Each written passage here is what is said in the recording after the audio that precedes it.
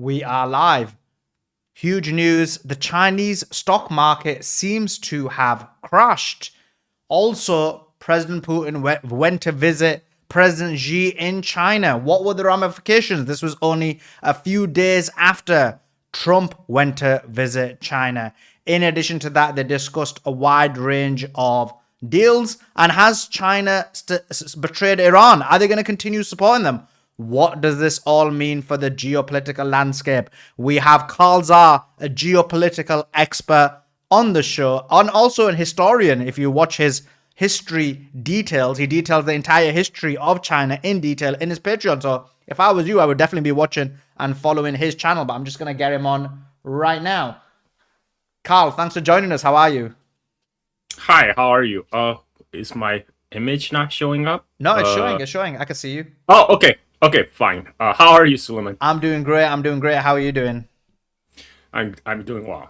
Thank you. So let's get into it. So President Putin went to visit President Xi. This was after the Trump visit. What's the thought on what happened there? Well, this is not a people like to compare the Trump visit and Putin visit, but they're actually fundamentally different because this is the second time Trump visited China in his capacity as a U.S. president.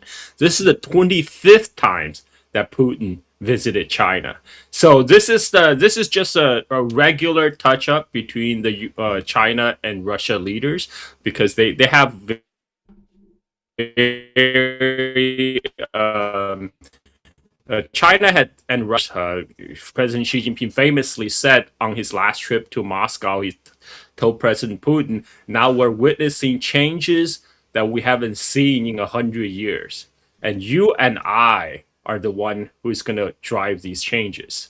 And Putin agreed. And before Putin's trip to Beijing, President Putin also said, "China and Russia will together collaborate to preserve peace and stability around the world, and we will uphold international law and UN Charter." This is obviously a dig to United States. As right now, U.S. is waging illegal war on Iran with no respect for sovereignty or international law, and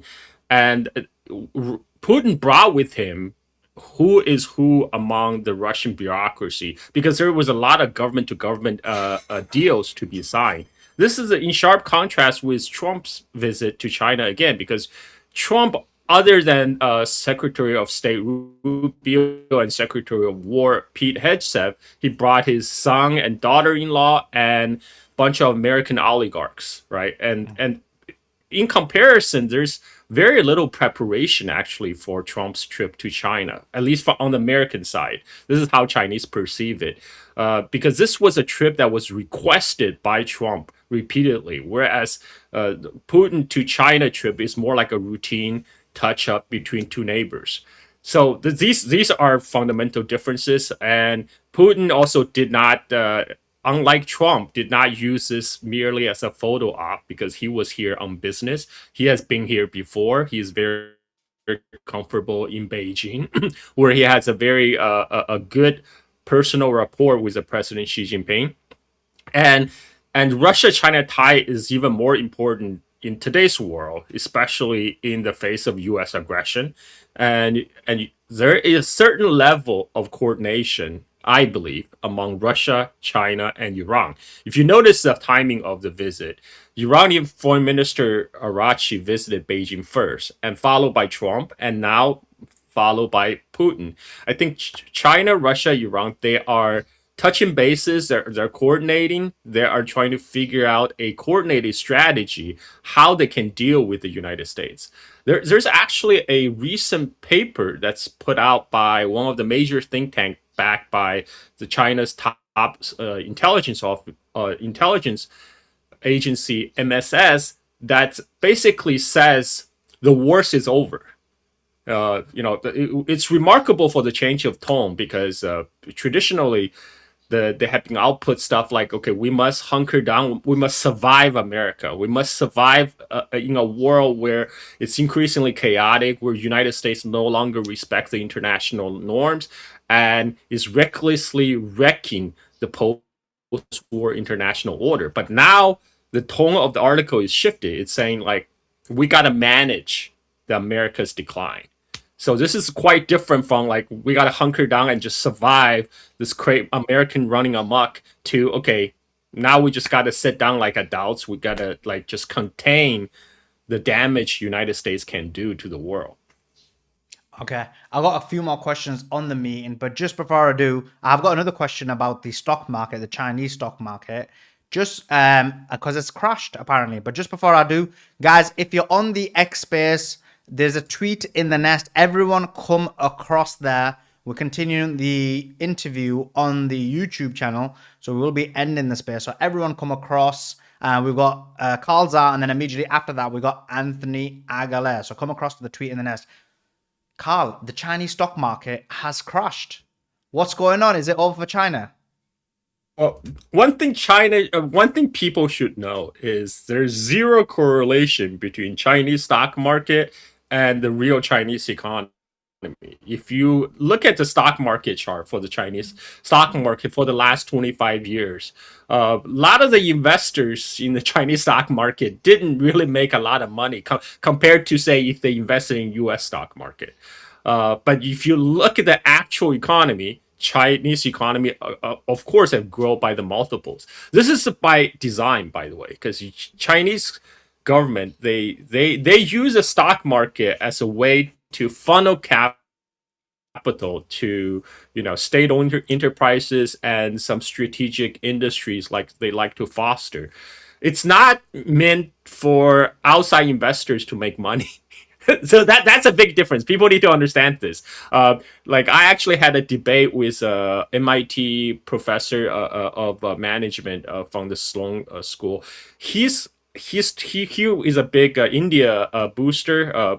Professor Huang Sen, I forgot his name, but anyway, he's a Chinese American professor, but he's a big booster of India. He often compared that India with China, and his thesis is that India will overtake China. Well, that was his thesis for the last 20 years. So I challenge him on that, and his reply is you should look at the Indian stock market versus the performance of Chinese stock market over the last 20 years. So I admit, you would have made a lot more money if you invested in the Indian stock market. But again, that does not correlate to the quality of life experienced by people actually living in China versus living in India, because the stock market and the real economy, they're two different separate things. They're not connected. Yeah, yeah. And obviously, I wouldn't trust the Indian stock market as well, but that's a separate point. So, in terms of, but what was the reason for the actual? I know you're trying to make the disconnect, but what's the reason for the crash? Well, I mean, the stock market goes up and down. Like sometimes sometimes it's just profit taking. Sometimes it's maybe the capital got spooked. I mean, there could be many reasons for market crash. Sometimes it has gone up long enough, and it must come down. It's like I said, there's no rhyme and the whatever rhyme and reason of the stock market doesn't really reflect the Chinese real economy. So I'm not too particularly concerned about that because I personally not investing in the Chinese stock market, so I don't care either way. Fair enough. Fair enough. Now you mentioned during the Putin Xi meeting there was a lot of Russian businessmen went.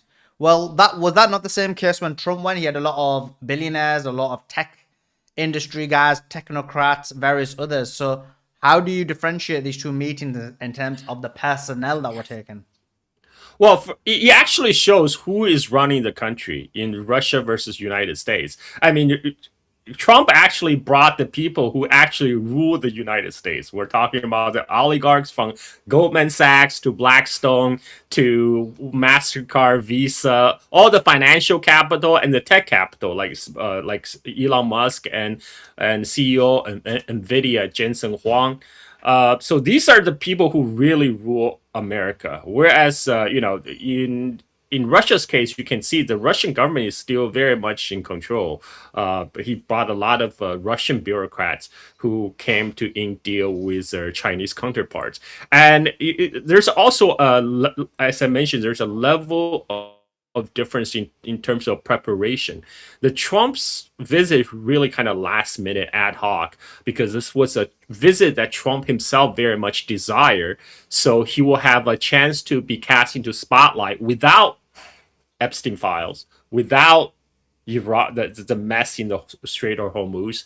And whereas for Trump, this is just a routine business trip for him and Xi Jinping to shore up their relationship and especially in today's environment, furtherly solidify their cooperation. Because right now, Russia is doing very good business in the energy market right now. They are with the with a stop of flow of oil and gas out of Persian Gulf. Russia is they're making bank and they are one of the largest producer of energy and commodity, and China is one of the largest consumer of energy and commodity. So the two countries have a naturally complementary interest and naturally complementary economies. This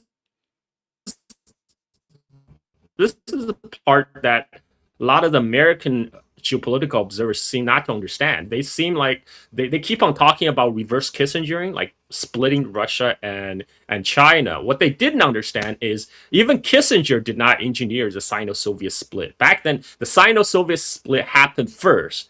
Nixon and Kissinger just were able to exploit the split to peel China away. But today, there's no reason for a Sino-Russian split because both sides have their own priorities. Russia's priority remains Ukraine. China's priority remains Taiwan, and the two share a very long international border. It's to the interest of both sides to see the border remain peaceful and stable. And on top of that, they continue their energy cooperation. So there are many reasons that ties Russia and China together, not just opposition to the United States. Fair enough. I don't know if you've heard of an individual, a Chinese guy called Professor Zhang. Yes, I have.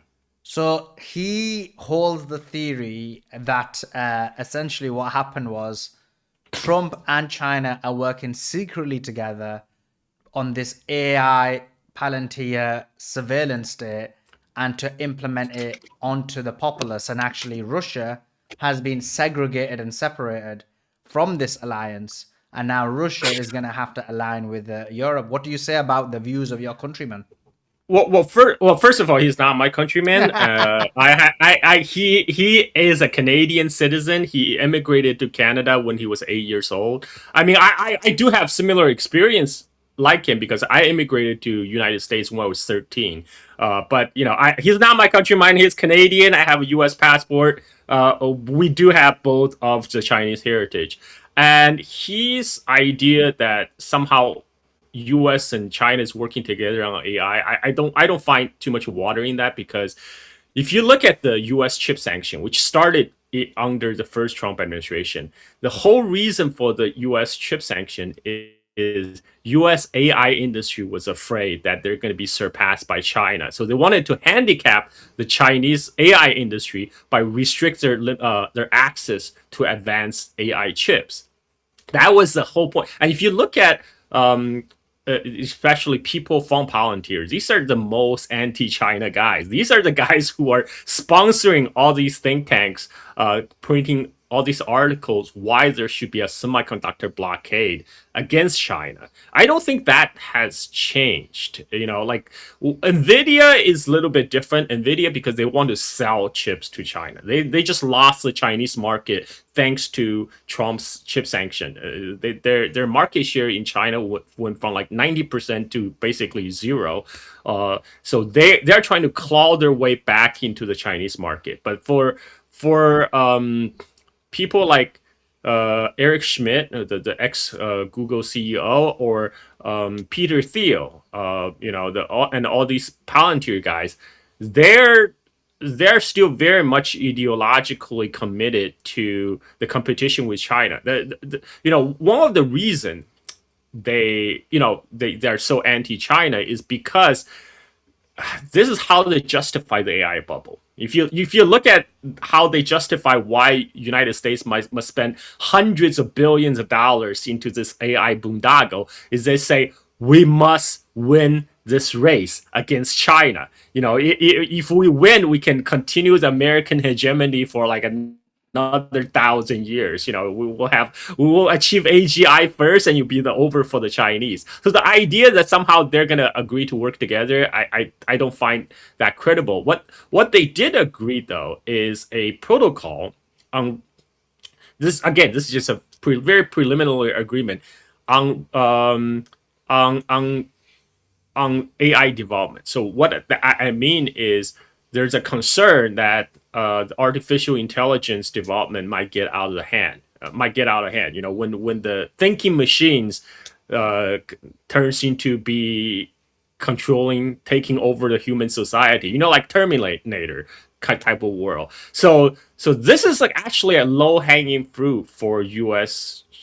China cooperation. But basically, say they both agree there are limits. There should be limits to AI development. We shouldn't go beyond a certain point where the AI development will endanger humanity. So that's what they agree upon. But again, this is a very broad How did they agree on that? term. This is one of the top point that Trump and Xi Jinping were raised during their meeting. And the meeting, the real agreement is really the continued conversation, a dialogue between these two to keep each other abreast of the AI development in each country, and to the goal to prevent some kind of freakish AI takeover, unintended AI takeover of society, which I think it's an easy win for both sides. I mean, everybody can say we don't want machines to take over humans, right? But actually, how to implement that, devil is in the details.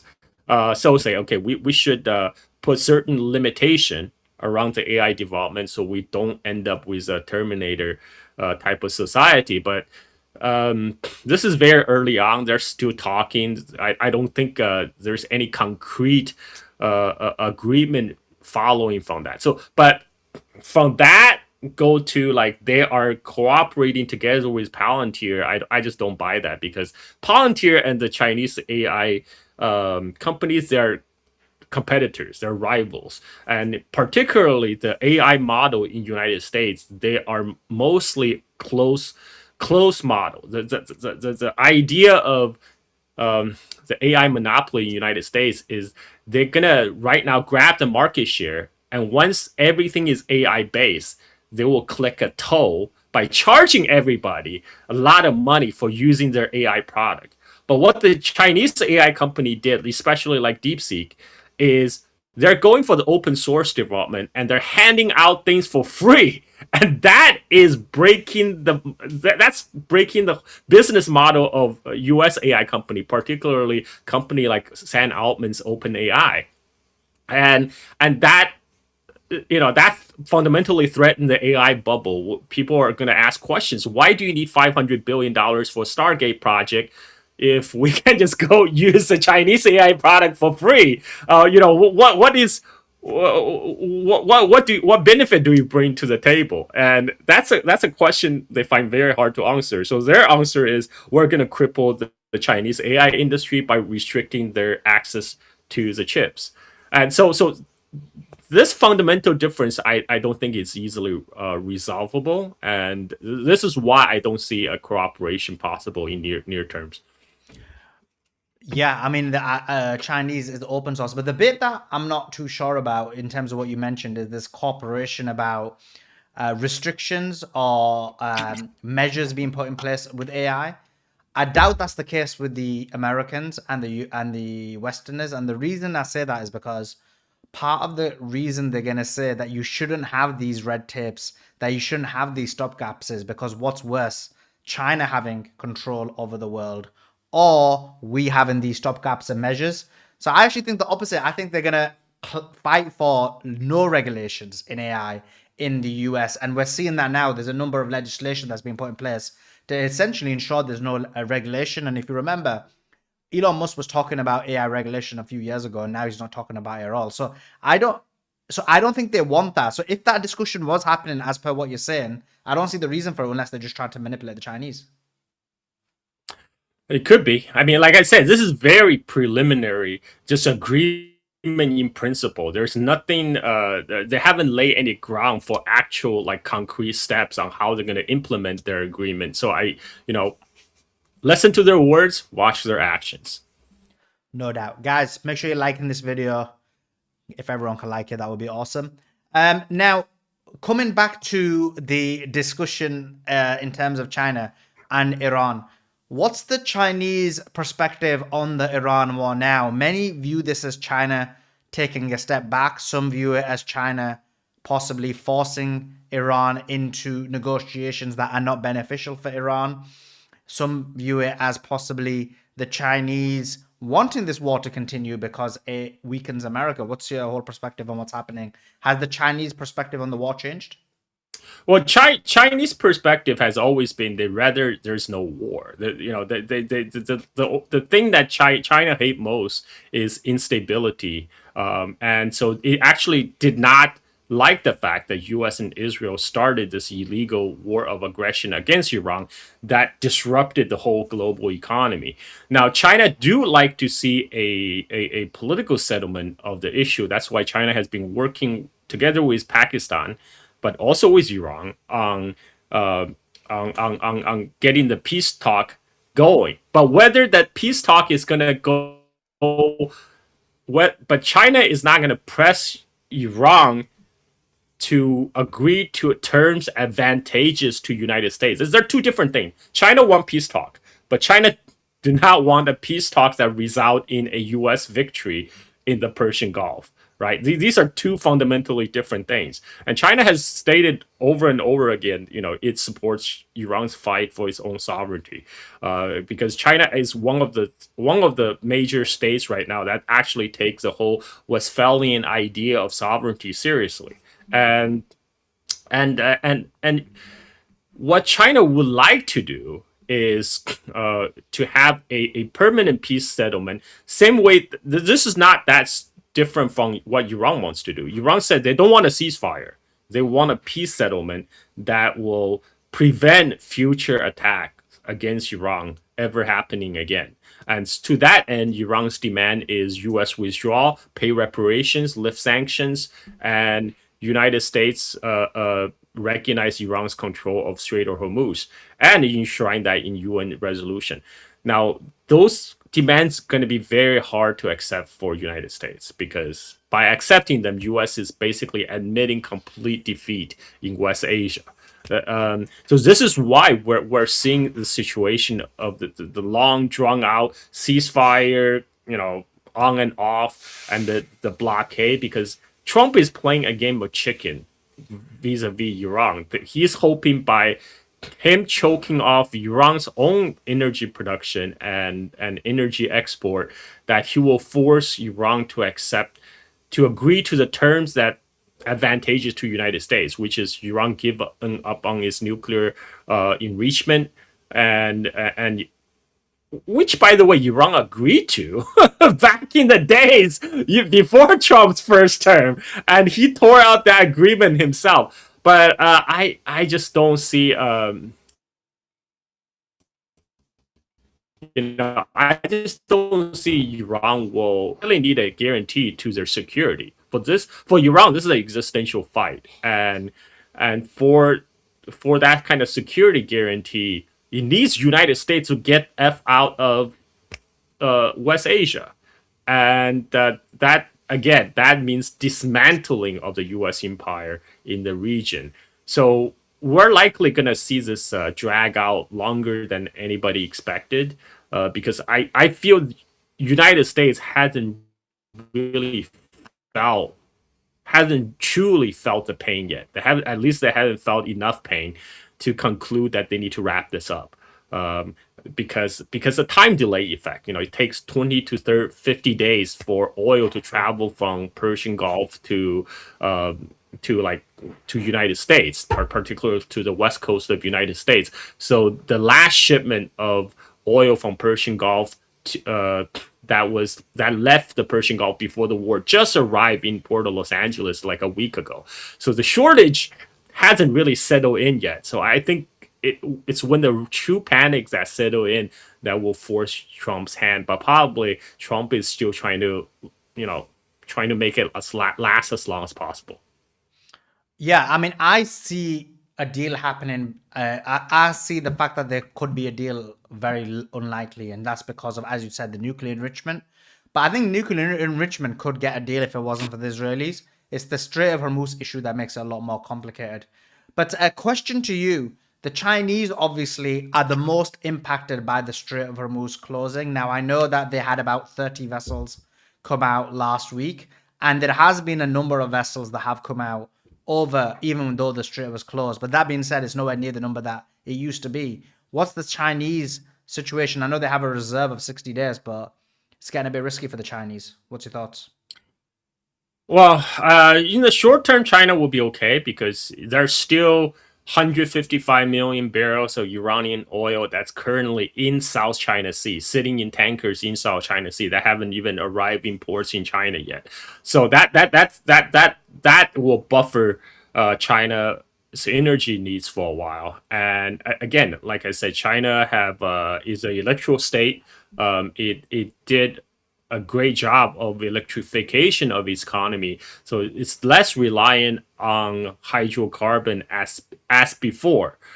And but obviously, the longer this drags on, the more problem you will be for the Chinese economy. So obviously, China have an interest to see this issue resolved as soon as possible, as do everybody around the world, actually, because right now we are literally in the last window of spring planting season right now. Like it's almost summer, and like I say, if farmers don't get their fertilizer and put their crops in the ground, we're gonna have shortages end of the year, and which looks increasingly likely at this point. And then when you have food shortages, that's pretty big. That's gonna have instability all around the world, not just West Asia. I was speaking to Larry Johnson yesterday, and one of the things we discussed was that when could the war restart? And the issue you have is, first of all, it's Hajj in Saudi Arabia. And so the Saudis are very much averse to war happening because they have millions of pilgrims who come to Saudi Arabia. In addition to that, in the United States of America, from June the 11th, there is the FIFA World Cup, which is probably the biggest sporting event in the world, and the final is the most watched sporting event in the world. And Trump has really pushed the World Cup. If you remember, they gave him the trophy and various other things. So looking at this, would Trump restart the war during any of that time? And then B, if he wouldn't, does that not mean that there's going to be even more delays? Well, I think the only incentive for U.S. to restart the war at this point is if Trump think that give him a realistic chance to end the war resolving to U.S. satisfaction. But I just don't see that happen. I mean, U.S. does not have the capability to reopen the Strait of Hormuz. If anyone that can reopen the Strait of Hormuz, it's Iran.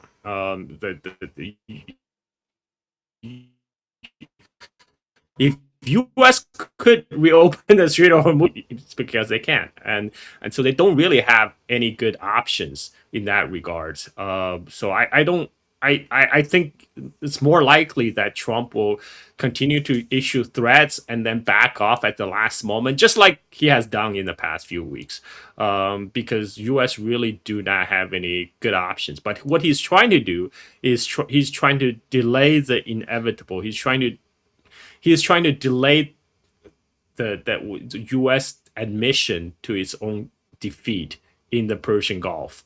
But it's yeah, I mean he's hoping that Iranian economy will collapse first, in the face of U.S. blockade. But I just don't think that will happen because Iran has been under sanction for decades. They know how to make do with less. Whereas Americans, the Americans, they haven't really lived through real shortages, and it's going to be a lot harder for the Americans to adjust to the new reality. Yeah, that's the concern. But then but I feel like we're just basically at the same point because you're in basically a situation where there's negotiations. We both agree that a deal is very difficult. We both agree that getting kinetic won't benefit the situation. The only other option is that Trump essentially bends the knee and agrees to Iran's demands. But then he won't do that as well. So in reality, what's going to happen? The strait remains closed, but if the strait remains closed, isn't the Chinese going to be most affected? China will not be the most affected. Over the China long will term. actually, in fact, China will be affected. China will be not as affected by everyone else around the world. Especially U.S. allies like Japan, Korea, Taiwan, Philippines, India. even India, and so everybody will hurt. Everybody will hurt, but they will not be hurt equally. And China will definitely not be the most affected. But of course, China will be impacted as well because China do consume a lot of energy. They're gonna have to accelerate, which they likely will do. Accelerate their current program of pushing for further electrification. There are just certain product you can't really replace oil right now. That's chemical fertilizers and jet fuel. Um, Everything else, they can carry on EVs or electric trucks or high speed trains. But yeah, there will be. I think we're heading into the world, Suleiman. We're heading into a world that's going to be reminiscence of the oil shock of 1970s, and with probably much bigger impact because people forget the oil shock. Actually, the OPEC Arab oil embargo actually didn't last that long, but it had a profound impact of realigning economies. We're just witnessing the beginning of that right now. This will have a major push for adoption of solar and EVs. And China can benefit from that because China is the largest producer of EVs and solar. Yeah, yeah. And now, another question I have for you is just moving the conversation slightly is Russia. Russia, you mentioned, is benefiting quite a lot from energy, but Russia has a problem where it's still in war and is being hit quite deep, and a lot of the Russian refineries are being hit as well. How are the Russians able to deal with the situation? Well, I think there's apparently certain level of coordination attacking Russian refinery because somebody do not want Russia to benefit too much from this current crisis in the Strait of Hormuz. That's why they're specifically targeting Russian refinery. Like ostensibly this is done by Ukrainians, but Ukrainians receive a lot of help from NATO and United States. And but I think overall Russia will be fine because they still sit on top of abundant natural resources. And in a couple month, the Arctic route will open up. The ice cap will melt in the Arctic, and so the Russian then will be able to transport their oil via the Arctic route, which is a lot shorter than actually going through, going through the Suez Canal and Red Sea and cross the Indian Ocean, etc. So, uh, in the long term, Russia will be fine. It does need to deal with some problem in the short term, like you said, like the tax sabotage and tax on its refinery. But I think it's not. It's a nuisance, but it's not existential for the Russian economy. What's your thoughts on this theory that actually what the United States of America are doing on the Strait of Hormuz is actually benefiting the US? And what they've done is they've basically taken out a number of energy supplies. They've taken off the Gulf state supplies. It's basically Reggie Medhurst kind of proposed this theory. He was on our show last week. It it benefit, well, when we say it benefit United States, we need to ask, it benefits who in the United States? It benefits the big oil majors in US for sure. Shell just reported their uh, first quarterly earning. They doubled their profit from the last quarter. And that's only from January to March. So their next quarterly earning report is going to be more gangbusters.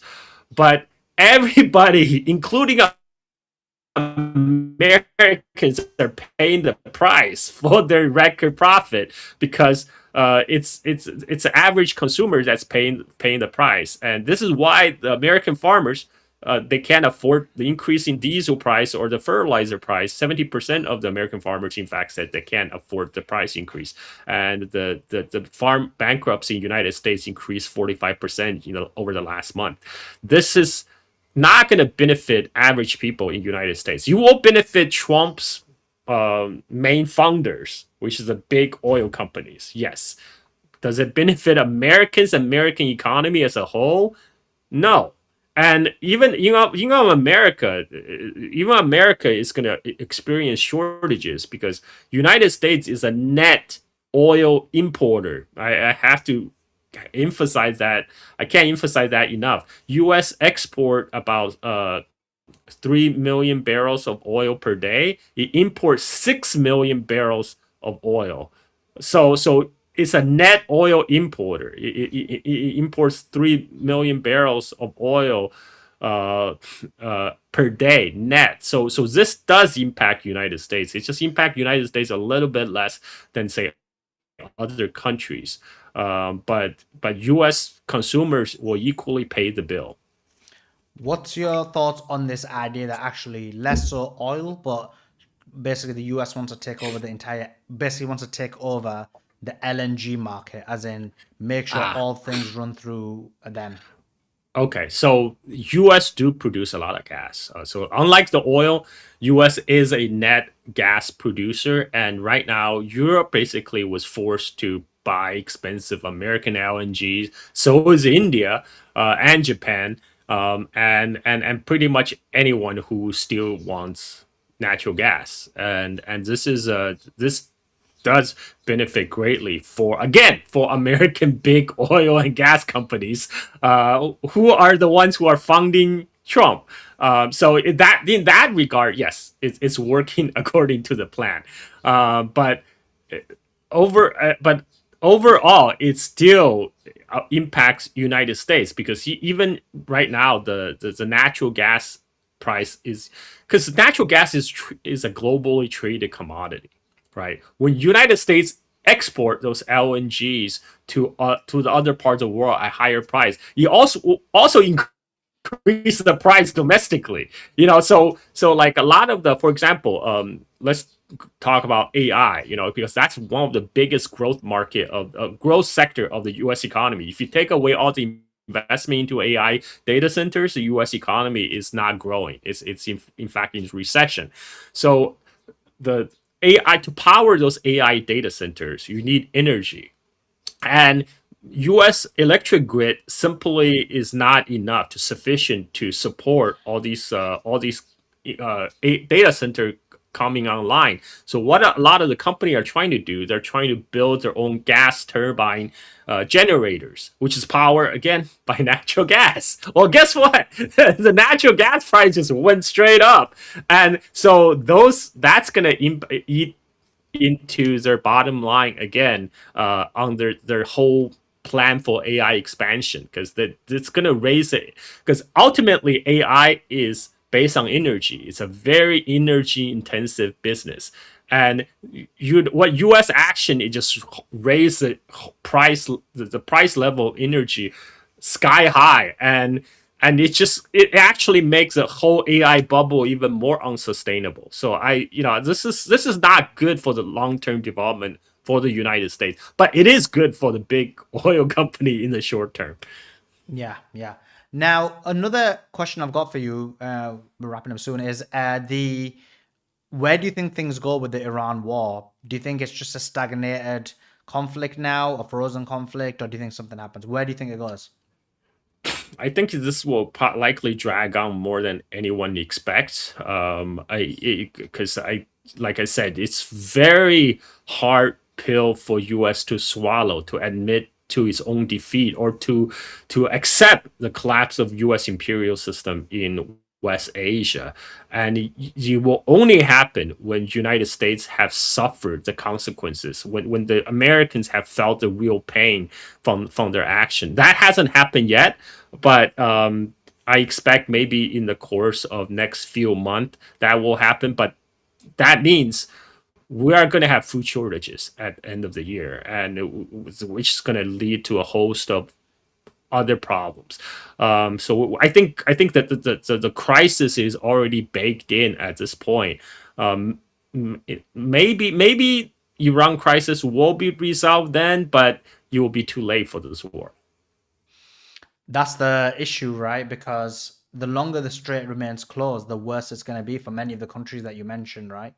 And more so, American allies, how do they deal with the situation? Because the longer the strait remains closed, they're getting harmed. So, like someone like Japan and South Korea, I know Japan's always had an issue with China, but do you think they would maybe start rethinking or realigning their deals and commitments, or do you think they're going to have to take it? Well, you know, there's two way of thinking about it. One is the American client states have been hopelessly captured. Look at Europe.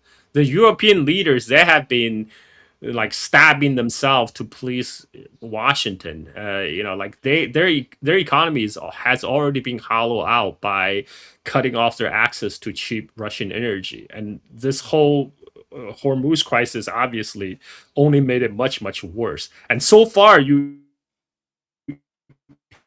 hear very little Europe from EU. You just hear nothing but just solidarity with Washington all the way, and that's Europe. But in case of East Asia is a little bit different because now all these countries like South Korea, Japan, and even Philippines, they can see what happened to the GCC countries in the Gulf.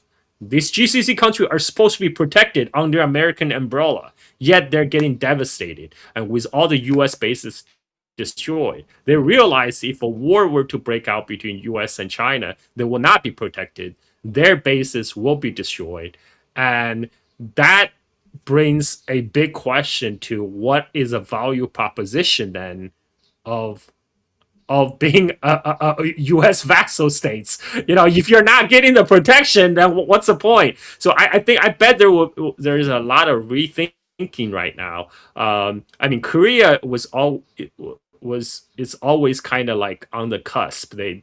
The current leadership of Korea, they're a lot more amenable to make peace with both China and North Korea than the previous administration. Japan is kind of the odd one out because they really dug into their heel, and they saw this was an opportunity actually to remilitarize. They thought, okay, if America can do this, maybe this will allow us to ditch our peacetime constitution, which was imposed by United States after the war, to allow us to grow the Japanese military again. So, yeah, we live in interesting times, Suleiman. We do live in interesting times, and I guess the question mark becomes how bad this gets. Now, I know this is the last question, but just one more question to you is we spoke about the Gulf states, you spoke about American allies.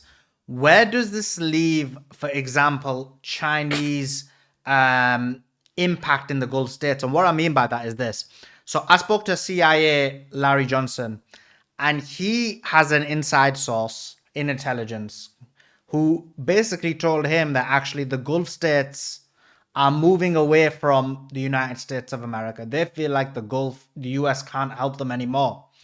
And there is some kind of secret, less secret, but some kind of pact going on between China, Pakistan, the Gulf states, and Turkey, where China, there's this economic deals, and with Pakistan, it's the defense deal. And this is a way of squeezing the United States of America out.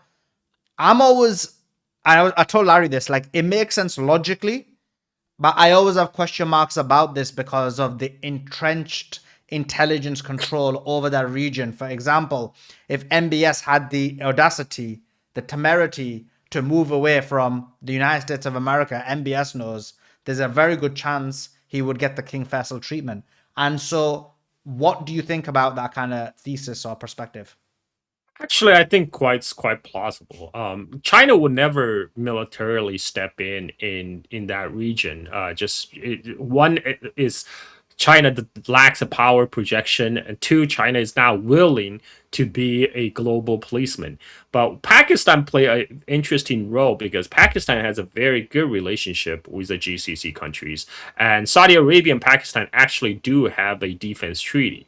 And Pakistan also happened to have a very solid relationship with China.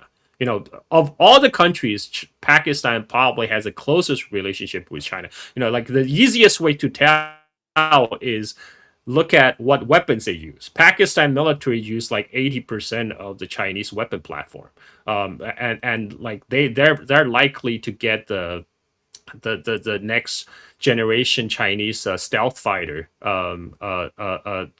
when it's available. So in that way, Pakistan can be a conduit for China to work with the GCC, and this is kind of the role you also see the Pakistan play out during the negotiations. You know, because Pakistan has good relationship with GCC, with United States, and with China. That's why they're the ones who are approaching Iran to proposing a having a peace talk in Pakistan. So in this way, I think that's a very plausible. But again, this everybody right now probably just testing water. It's nothing is like written in stone yet, but even the fact that testing the water it speaks volumes because this would not be imaginable before the war started. Now I think now they're especially GCC countries right now they're exploring options, and for them this is also their leverage when they deal with United States. This Saudi traditionally played that game. You know, when they repeatedly said they're considering pricing their oil in Chinese yuan, for example. It's their way of telling United States, "Hey, we have alternatives. You know, if you don't give us what we want for in our relationship, there are people we can turn to." So this is not just like a one-way street. You know, everybody is playing a game of balance. So I think what Larry described is quite plausible. But I think it's at a very early stage of discussion. You know, we probably won't see any concrete result many months from now. Let's see. Carl, thank you so much for joining us. Always appreciate you coming on. You are the host of the Silk and Steel podcast. I believe people can find that podcast on YouTube and Patreon, right? That's correct. And in Patreon, you give That's like correct. a detailed history of Chinese history. I do a year-by-year breakdown, and currently I'm at 210 BC, right around the death of the first emperor. So I have another 2,000 years to go. How much have you done Like, already? well, I already done like almost 2,000 years. You know, I'm at 210 BC right now. So, but the history will get increasingly dense as we move closer and closer to the modern time because there will be more records, more documents. So right now I'm taking my time. I'm covering almost year by year, and because I intend this to be a long-term project, you know, I have plenty of time. Nice. So everyone should be checking you out and watching you on that. Appreciate you taking your time out to join us. Always appreciate you. Always my Thank you. pleasure. Thank you. That was Carl Zha. Make sure you're following him on X. Make sure you're following his Substack. And make sure you're following his YouTube and his Patreon. Great guy. Great conversation. Make sure you like this video. We haven't got enough likes on. Get the likes up. Make sure you like this video. Make sure you comment in the main section. Just to let you know what the plan is. Tomorrow we have a number of great guests coming on. We did have Anthony Aguilera coming on today, but we're gonna switch him till tomorrow because he did say to me, he's traveling and they could be 50-50. So he's gonna be tomorrow instead. So tomorrow, let me just give you the lineup for tomorrow. We've got a really good lineup tomorrow. We've got Laith Marouf. We have Professor Gibbs.